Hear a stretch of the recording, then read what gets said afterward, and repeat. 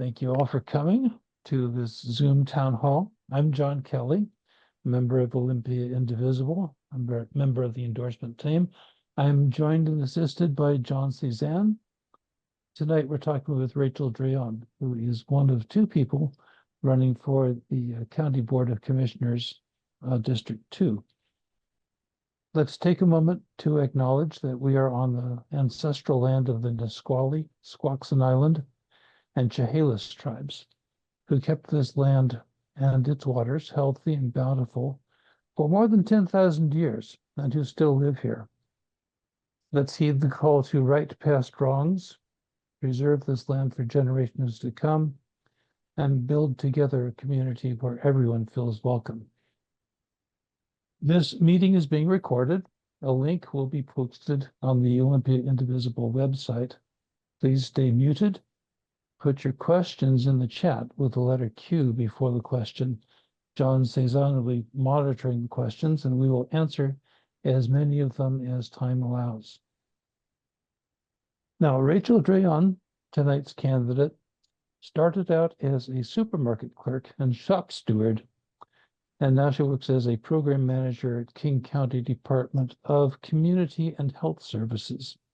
She's also worked in the Washington Department of Social and Health Services as a master's in public administration and organizational leadership from Evergreen State College, and has founded her own organization, Building Through Community LLC, to provide housing for people in recovery. Rachel contrasts with the other candidate for this office, J.W. Foster. He's a veteran of local politics, former mayor of Yelm, who served on numerous local boards. Rachel is a newcomer, but she has the endorsement of Olympia Mayor Pro Tem Clark Gilman and three people familiar to Olympia Indivisible: City Council member Lisa Parsley, State Representative Beth Dolio, and District 5 Commissioner Emily Klaus. So, Rachel, welcome. Please take a few minutes and tell us about yourself and why you're running for County Commissioner. Sure. So, hey, everybody. You took a little bit of my story from me, but I will add to that. But hey, everybody, I'm Rachel Dreon, and obviously, a little bit about me. So I'm just going to give you a bit of a background. I'm a local girl, raised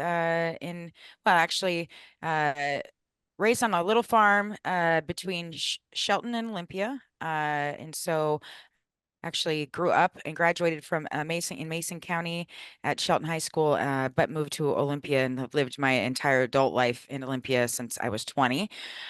So been here a long, long time. My parents are Iowa farmers. We had a little farm. My parents came out here from Iowa to, my father was a founding planning faculty at Evergreen State College in environmental science. And my mother, a teacher in the Shelton School District for 35 years until she retired. So they both retired. And so a little more, I've just been here a long, long time. I'm very dedicated to all of the things that we do for our community here in Thurston County. So, my story goes a little like this, that, after I was adopted by, also, I'm going to just mention that I was adopted by my parents to actually create a multicultural family. My parents are hippies. I mean, I'll just, that was I'm proud of that. And, pretty much raised I was raised running around the Evergreen State College campus. So, that was, my values really lie in stewardship and in hard work and in advocacy. We've just that's just kind of who we are and how I've always shown up. I started to have some problems in high school, ended up coming home from college pregnant at 19, and had a couple of tragic things happen, including the loss of my son's father, and ended up really struggling with addiction. in my 20s, and then was given the opportunity to actually be a drug court, a therapeutic court. I'm not sure if everyone's familiar with that, but I will just say that I was given an opportunity to change my life through something called the drug court here in Thurston County. This was 20 years ago. And I was really blessed to kind of get connected to services and start to understand some of that trauma and to work through some of the things I needed to get to start rebuilding my life.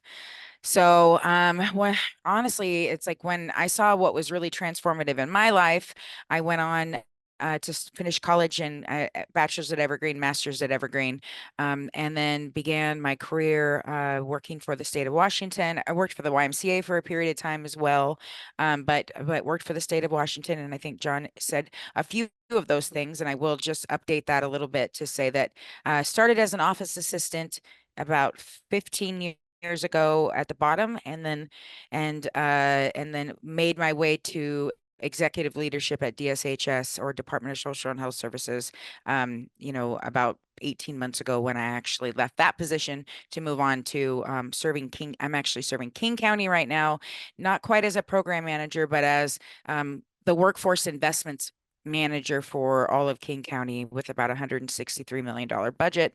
My job's at DSHS and at Healthcare Authority and at Department of Corrections and at Labor and Industries all included a lens of policy, of stakeholdering, of budget, and managing actually one of the largest budgets in the state. I was the Medicaid budget manager for about 4 years. Here in Washington State, and serve in lots of different capacities, including nationally as a representative for Washington State for about 6 years. So that's kind of my background. I have experience. I'm active when I say that I was a person that dealt with addiction. I am actively in recovery, long-term recovery. That's something that those of us who may have that in our life. I work, on my life all of the time and stay active in a recovery community. I have experienced transforming lives from my own to managing two recovery houses. And John mentioned that we opened a business well, around 18 months when my son left for college. This is the reality, is all of the change and how I got here today really started with when my youngest child left for college about 2 years ago. I made some decisions to leave the state, go to work at the county, get involved in county government, wanted to see the stuff, what I was doing at the ground level. And ultimately, started volunteering in different capacities on boards and commissions. I sit on the Governor Inslee appointed me right before I left the state of Washington. Governor Inslee appointed me to be on what is called the statewide advisory council on homelessness. So I'm a member of that. I am also, and I also reached out and began serving as a member, and now I'm the chair of. Here in Thurston County, there's something called the Treatment Sales Tax Advisory Committee. The Treatment Sales Tax Advisory Committee actually oversees about 1% of our sales tax, and we work as a group to get money and recommendations out for treatment and or the drug court, one of the ones I graduated from. So it was through that process of serving in that Thurston County capacity, and where I started to get questions and have questions about kind of the way things have been going. And someone said, hey, it was actually Emily Klaus that said, hey, have you ever thought about running for commissioner? And I said, no, I don't know what that, I don't, let me take a look at that. Gary Edwards is retiring, and Yeah. I started to do my research, and there we go. So, long story short, rent is rising by 40%. Opioid overdoses are happening. Climate emergencies. There's no houses to live in, and there's no centralized place to get help. And while things are improving from the time that I entered into services 20 years ago, we still have a long ways to go. And we have a lot of opportunity right now in Thurston County with different funding sources at the federal level, the local level, the different kinds of things that I have experience in could be very, helpful, I think, at this point for Thurston County. So hoping to kind of bring my vision and some positive change to our community. Wow. So you're not as much of a newcomer as I thought. Right. Yeah. Yeah. And thank you for filling in some of that detail. I could not get through all those titles. Yeah. Uh, Yeah. I've had lots of titles. Yes. Yeah. Now, okay, so let's get to some questions. This first one is on land use. It's kind of long, so if you need me to repeat any of it, uh, just feel free. Okay. Do you agree that we should minimize new housing in rural areas, aiming for the sustainable Thurston goal of no more than 5% of new housing in rural areas and 95% within cities, towns, etc.? If not, how would you preserve farmland? Okay. Yeah, that is a long question. So you asked, will you just repeat the first sentence? Yeah. Do you agree that we should minimize new housing in rural areas, aiming for the sustainable Thurston goal of no more than 5% of new housing going into rural areas? Okay.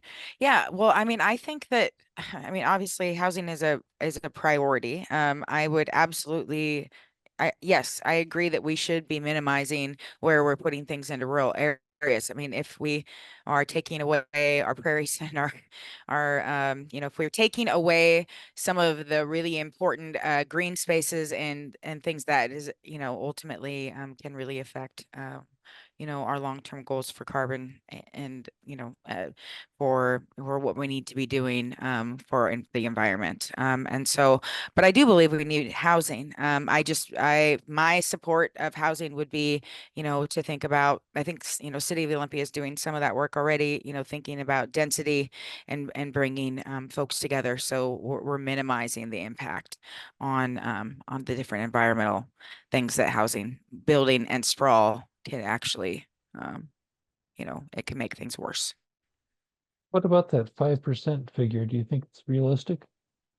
I mean, I don't know if I could. I mean, I'll say that when you said that to me, that I thought, okay, 5%.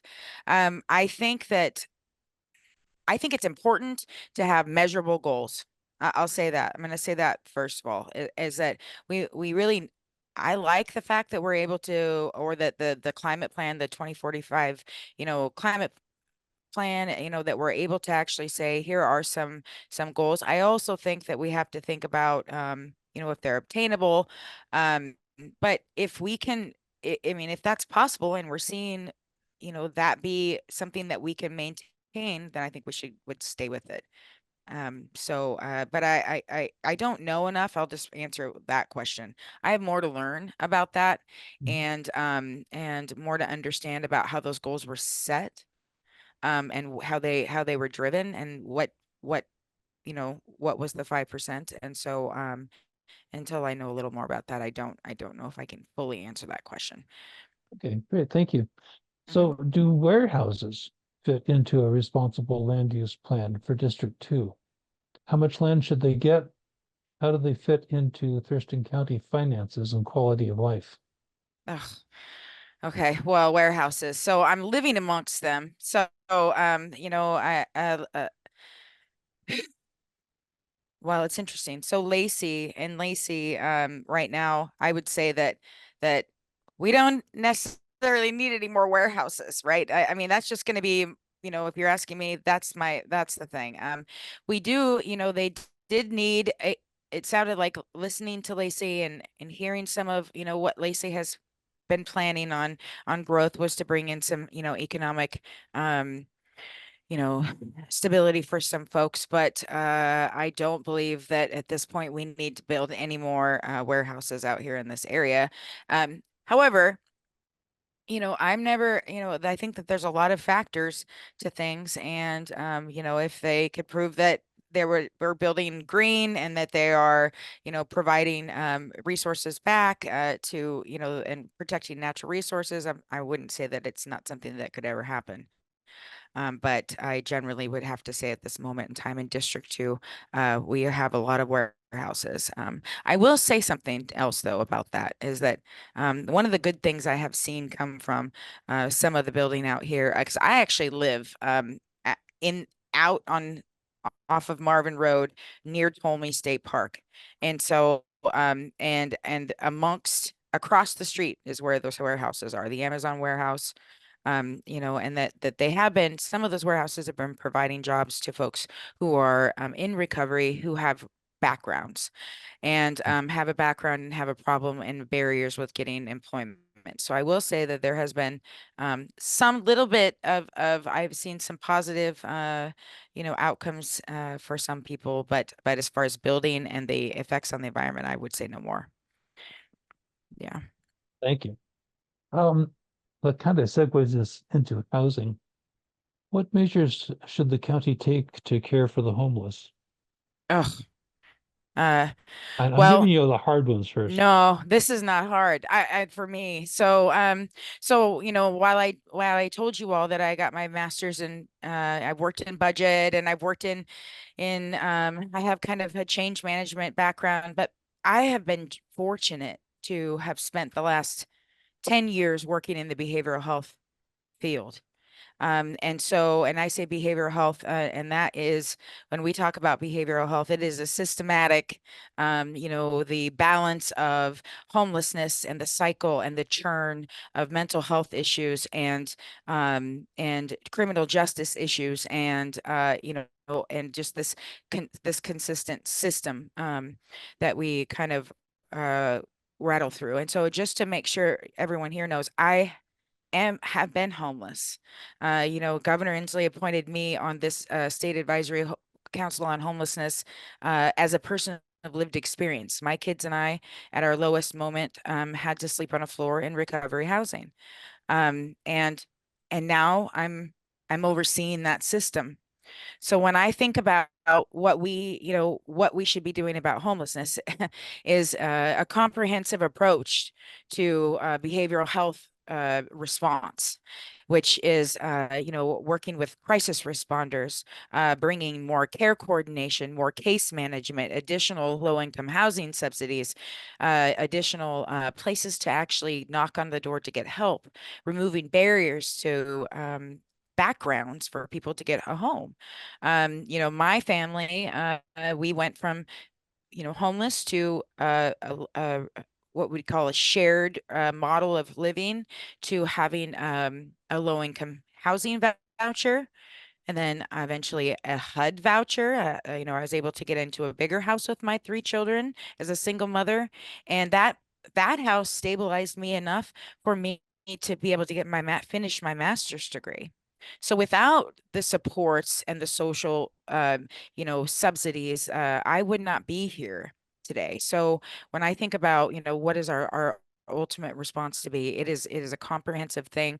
It needs to be, many different social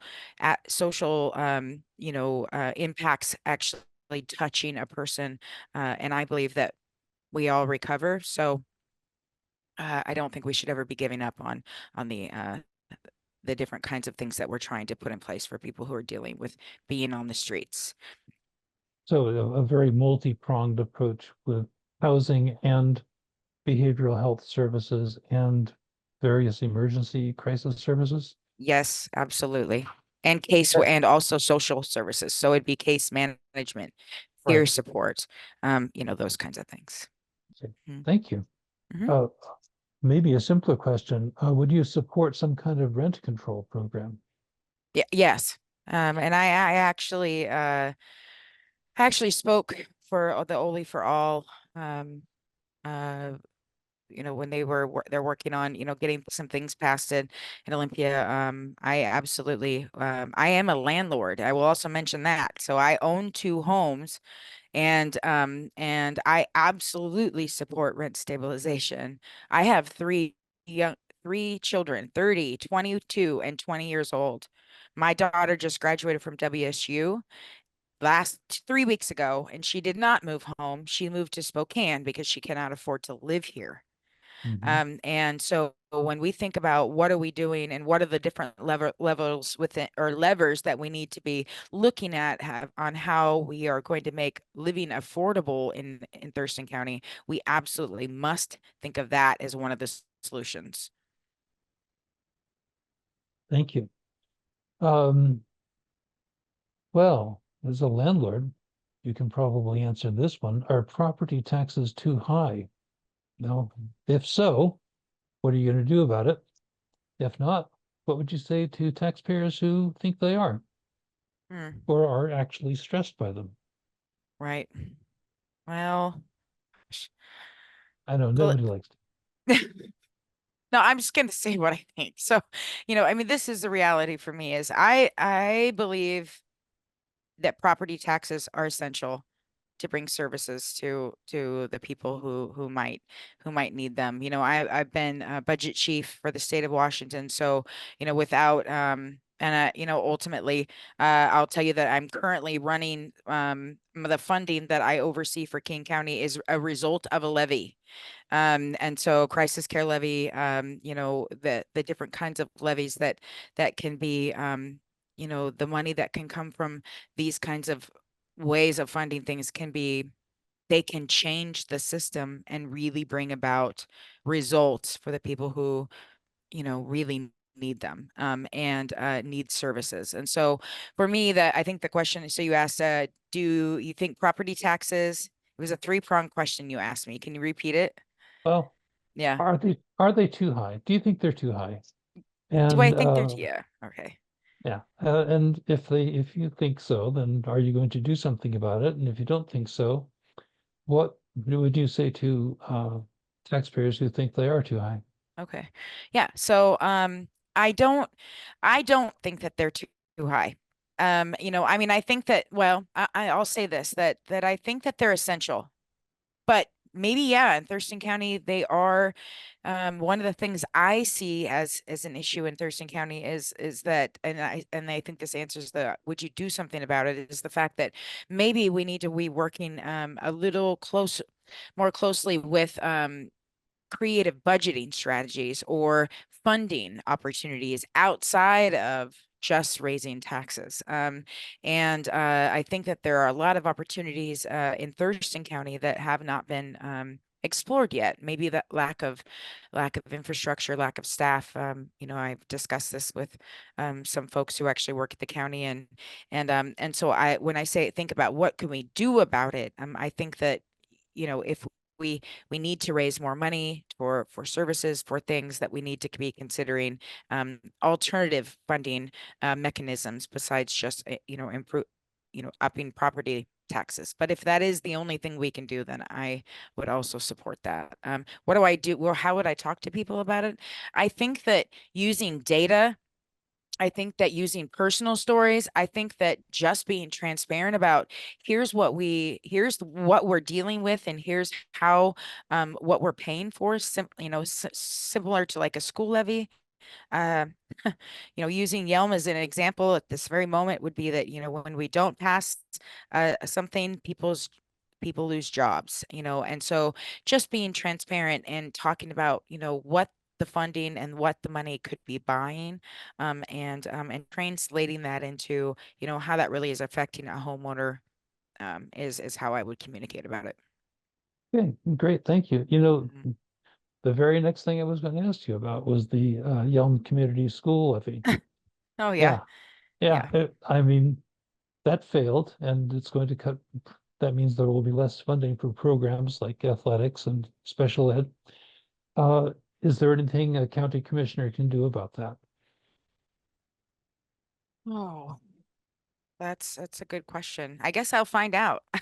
I know. I mean, is there anything we can do? Well, I can tell you what this candidate for county commissioner was doing about it, which was that, I went out and sign waved. I went out and spoke with folks. I had talked to some people who I have a lot of people in my personal life that come from are both Democrats and Republicans, and I think really discussing of what this was actually going to do with their children is probably what how when your sports coaches are cut and your arts programs are cut and you do not have the ability, your classroom sizes get bigger. I think that that as far as the county commissioner's role in any of that, while we aren't in charge of school board levies and of or school board funding. What we are in charge of is making sure that everyone understands public process and making sure that people understand the impacts of the decisions that are made when we vote or we don't vote. And so I think that that's the part that the commissioners really need to be bringing more public involvement, more opportunities for town halls to talk about it.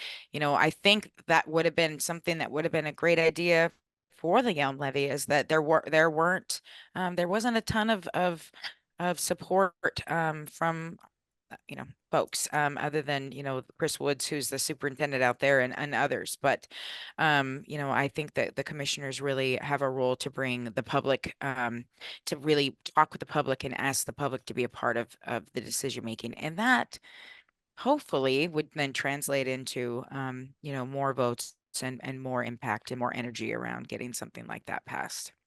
It's unfortunate that it failed. Thank you. Mhm. Um, Now this is a more abstract one to me. Please discuss your views on Thurston County adopting county home rule. Uh, just a second. So sorry, I got distracted reading the notes over here I was just looking at these messages. So will you Oh, repeat wait, that in the question for chat, me? that's like the comments. You should never read the Oh comments. yeah, I saw Tim put something in there. And so I was like, wait, Tim, what are you asking me? Okay. All right. Anyway, yeah, that's okay. Okay. Yeah. Thurston County home rule. Good Yeah, idea? Bad idea? I think it's a good idea. Okay. Yeah, I mean, I think that and my experience so far professionally, working for a county has just been very new. So actually looking at how the different ways that a county can actually have levers in parts of the system. I've been, working now for King County for about 19 months, and I'm learning a lot about the decision-making process and the ability for, I'm seeing in King County that they bring a lot more of the public voice into the discussion, and I think that that home rule would help with that. Okay. Thank you. Now, in your questionnaire response, you say you're certified in Lean Six Sigma, LSS. What is that? And Yeah, I'll tell you. how might it be used to improve county government? Oh my gosh. Okay, yes. That's a great question, John. Um, Thank you, well, I John am. Suzanne. Yeah, I'm actually certified in quite a few different what we would call process improvement. That's what that is. Lean Six Sigma is a process improvement strategy. It's a actual fundamental kind of framework for how do we look at systems or processes that, and especially in our public systems, right? I have a government certification in that how are we looking at the current processes as they are, and how do we, and they call it lean because how do you lean them out? How do we actually go through and track each of the different pieces of the system to figure out where we might need to tweak things so that we can make it better for the employees, better for our budget, better for our accountability, better for our data. That's what lean is. And I actually hold a couple other certifications. I'm a project management professional and what we'd call a continuous improvement professional. And these are things that I decided to get more involved in, mostly, as a result of going to Evergreen. I mean, that was a big part of it, is I'm a lifelong learner, and part of the getting a master's in public administration, and in change management. That's another thing, right? Is that how do we bring people through change, and how do we look at how do we improve our system processes in a way that's going to benefit the public, that's going to benefit our pocketbooks, that's going to bring efficiency. That's a lot of the work that I've done in my professional life. Okay. And so you have experience in state and local government agencies and with your own nonprofit, Mhm. and you have three grown children. I didn't know that before. Mhm. Uh, your your responses so far have shown thoroughness and attention to detail. And what about persuasiveness? How do you foresee working as an elected officer with other elected officers? Sure. Um, you know, well, relationship building. I'm just gonna, this is a part of what I do right now, right? In my current role. Um, persuasiveness is, I would say that one thing you'll find about me would be that I'm passionate. I mean, that's one thing. I do have a tendency to fully dig in and understand pieces of a problem so that, and I ask, thanks to Evergreen State College, ask very critical questions and think critically about things. But I do that in a way, like when we're thinking about how do we work with others, right now, currently, I'm just going to give an example that, the state of Washington, the role that I have at King County is to figure out how do we get more people to treat people. So I'm working on an initiative to bring workforce, to build, retain, sustain the workforce in behavioral health and in King County. And they gave me $163 million and said, that's the goal, go for it. And so getting from in, getting from an idea to implementation for anybody in my experience is all about relationship building, one by one, speaking with each other. There's a process where, I actually use a process where I meet with people individually to hear, different points of the system and to build, kind of get to understand, my point of view, their point of view. And actually, usually, it's never my point of view. It's always bringing others in and to be able to solve problems. It's never really going to be my opinion. It's going to be my lens or my critical thinking lens that's going to say, does this do what all these people are asking for? Is this what are we going to be able to give it to them? And so I just think that for persuasion, it's really more about building relationships, getting people to understand, that they can trust and that I have experience, and that I'm willing to talk. I'm willing to talk in a collaborative way and to talk in a way that gets us to solutions and not ever in any way is trying to. I just don't argue. I just got an award. It's on my table right here. It's for nationally. That's for healthy debate. That is a real thing. That happened like a month and a half ago. And I got a healthy debate award from a national company at one of our well-being conferences. And um, it was trying because I had to convince our contracts department to let me spend money on something that they normally wouldn't have done. And it was just more about understanding, here's the goal, principles before personalities. We just need to get to this because this is going to save lives. And I think that's how I work to persuade people. Okay, Yeah, good. Thank you. John, Yeah, there's a question in the chat. Can I intersperse that in yes. here? Please So jump in. Tim asks, I appreciate that you can bring a different experience to the council. Can you speak to transportation infrastructure challenges in East County? Are you willing to support discussions toward alleviating bottlenecks such as Highway 510? Right. Well, I've been working on this as trying to understand better some of the transportation infrastructures that are happening.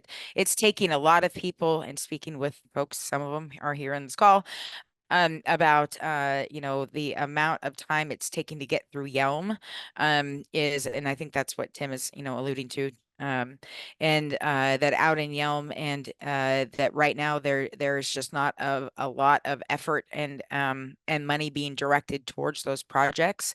I think that we absolutely need to look at that, and that that Thurston County actually does have. I've been trying to kind of understand each of the pieces of that.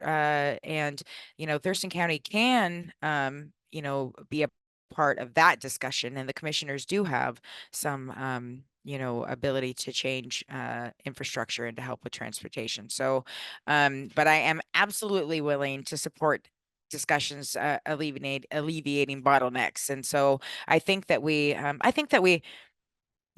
should always be thinking about that is, or what is the growth? What is growing?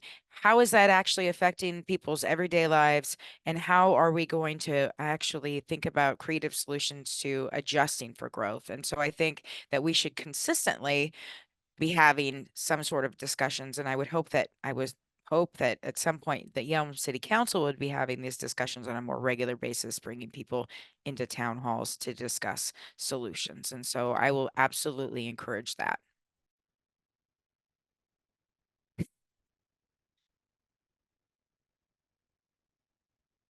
John, you're on mute.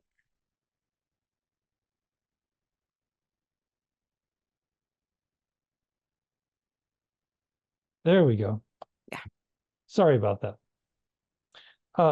Thanks for that answer. And that actually, I don't see any more questions coming into the chat. And I was going to ask you about the Evil 3 initiatives coming up on the ballot in November, but you've already told us you're against all three of those. That was the right answer. Yeah, I would hope so. Yeah. Yeah. So could you take a few minutes for anything else that you would like to say? Sure. So, I didn't really talk, much about kind of what well, obviously, I told you a little bit about my background and what that probably will give you some of an idea of where my priorities are.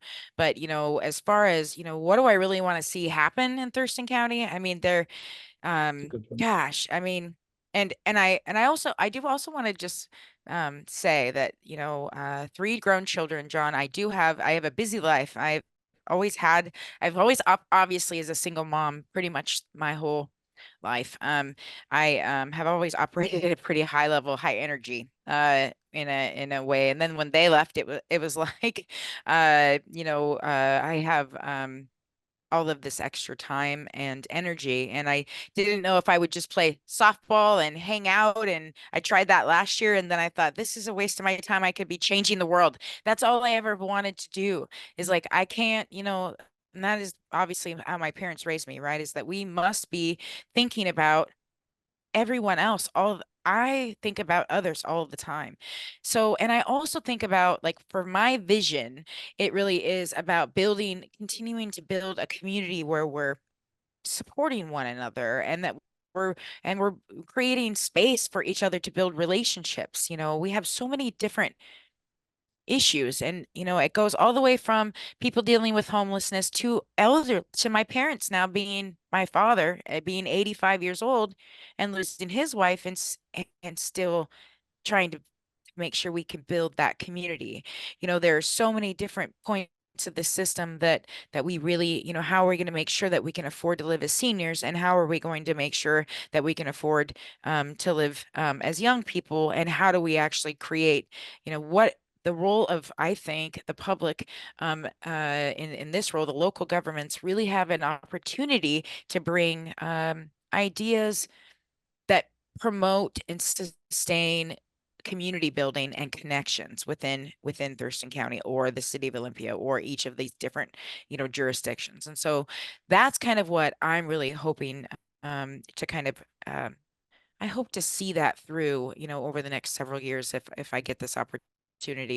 But the most important things I'm focused on are really building a comprehensive behavioral health system, and that is, that essentially we can't build community, can't build connection, we can't afford to live in homes if we don't have a good crisis response system that's and that actually is starting to divert from people going into jail. I'm trying to well, I'm gonna stop there and say that I'm involved in national evidence-based practices or national models that are actually working in different jurisdictions, the different counties. And we need a place for someone to call when they're in crisis. We need a person to actually respond that isn't always a police officer. We need somewhere safe to go when we're dealing with an issue or having any kind of issue. We need a place to go, and that doesn't need to be it shouldn't be jail, and it shouldn't be the emergency room for many of those situations. And we need someone to follow up. And those connections, so looking at that as a solution, I think will build so much base stability in our overall well-being of our community. I hope to really champion work around that.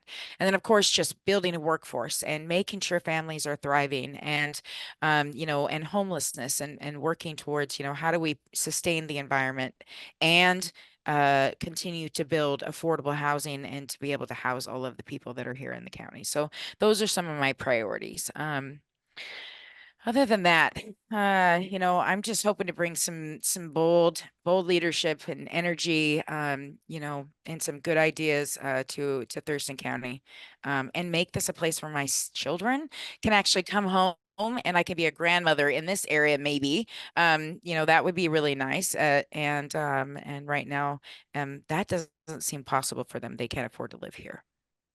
So, I feel your pain. I have a kid in the San Francisco Bay Area who just, well, it's pretty much impossible to buy a house in that area now unless you're Jeff Bezos. yeah. Now, as soon as I told you to wrap up, a whole bunch more questions showed up in the chat. I wonder why that happened. So Oh, yeah. the easy one is, do you plan to walk your district? Yeah. And Tim, I hope that you will walk it with me.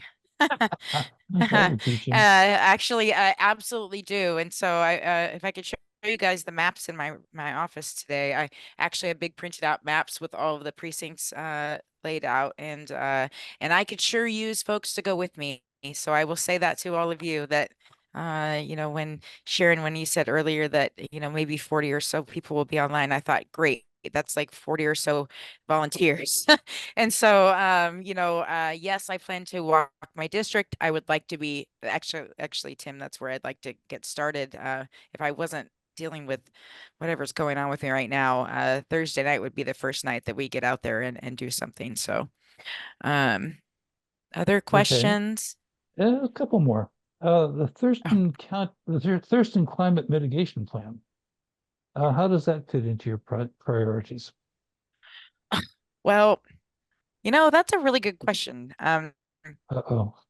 No, so I actually spent a bunch of time with this weekend, with that mitigation plan. That mitigation plan is amazing. And I mean it, to a point. And the, some of the things that, um, I what I think is cool about that mitigation plan is that there are measurable outcome, like there are actual targets listed in some of the goals. Some of them don't have targets, but there are targets.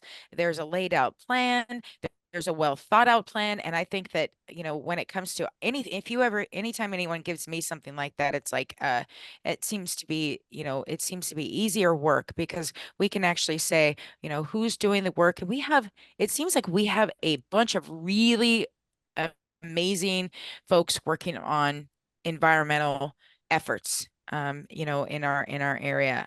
And so, addressing the climate crisis. First of all, I'm gonna say I'm gonna leave it up to the experts, and I would, of course, my main thing as far as like my management skills and my bringing people together skills is just to continue to elevate voices to talk about, is every decision that we're making being checked against this plan? Because that's essentially what the Thurston County Commissioners need to be doing, right? Is that they need to be making sure that when they make a decision about zoning, or if they make a decision about saying it's okay I just saw there was a question about a new senior housing down on the West Bay, in the West Bay Olympia area. And are they checking, everything against what we've decided as a community is going to be our mitigation plan?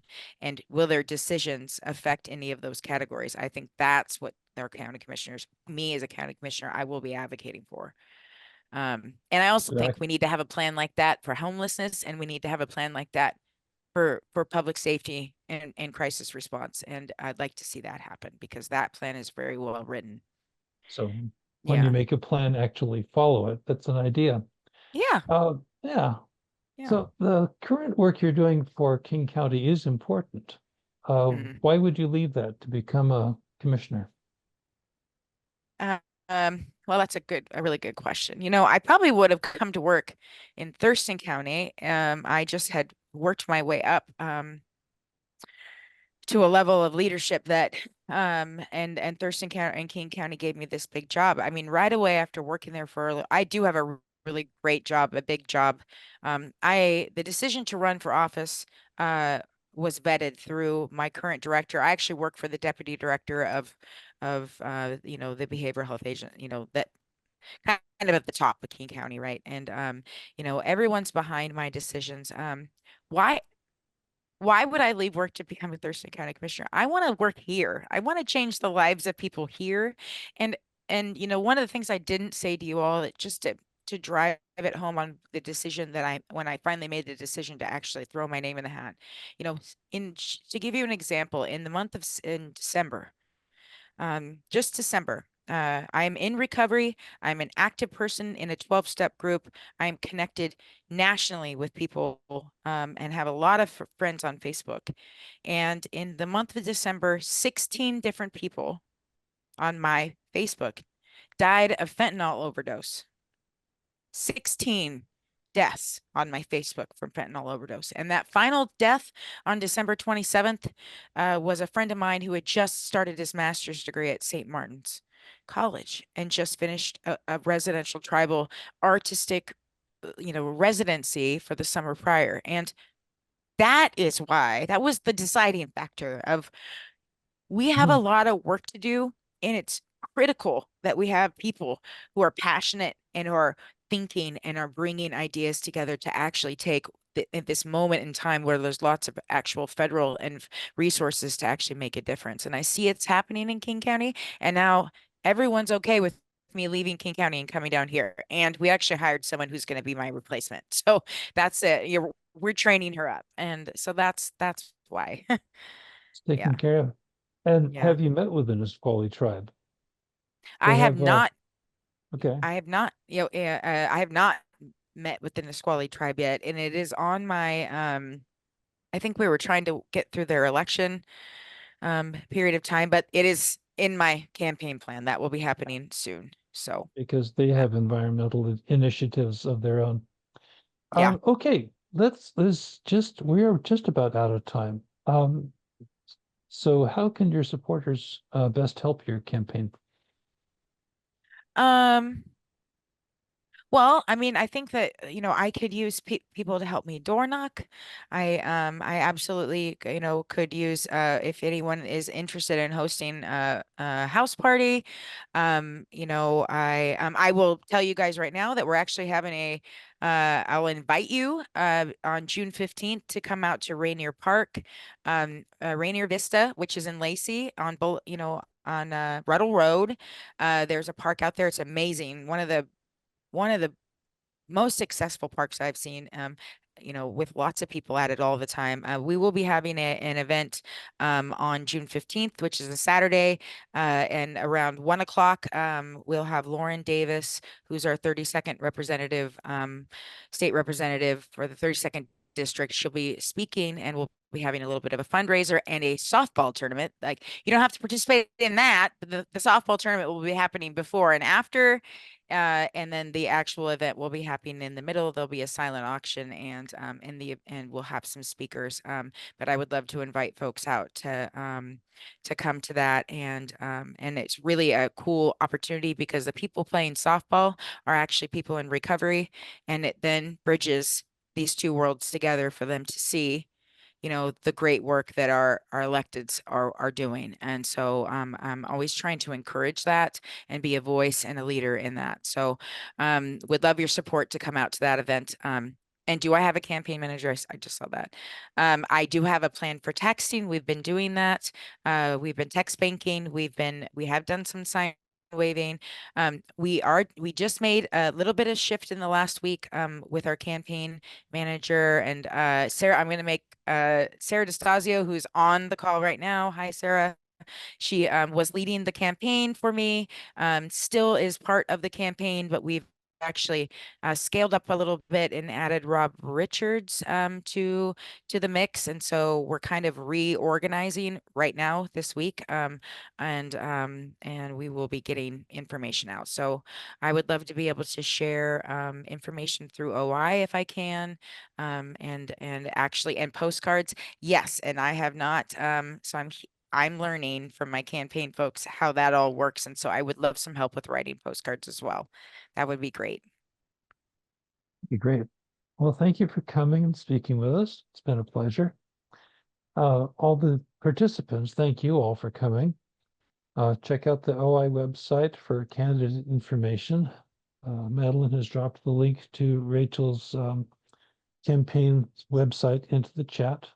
I can see it there. And we have some more town halls coming up. We have a town hall with J.W. Foster, who is running for the same office Rachel is. That'll be Thursday, June 6th, starting at 6:30.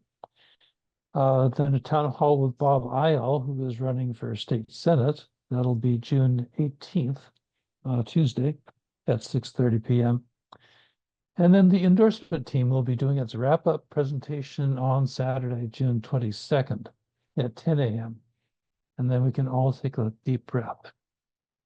These links can also be found on the Olympia Indivisible website, www.olympiaindivisible.org. Thanks again to Rachel for coming and talking with us, to John Cezanne for invaluable help and counsel, to Sharon Herting, Madeline Bishop, and Riley McLaughlin for all the technical work that made this look easy. And thank you all for attending. Have a good evening.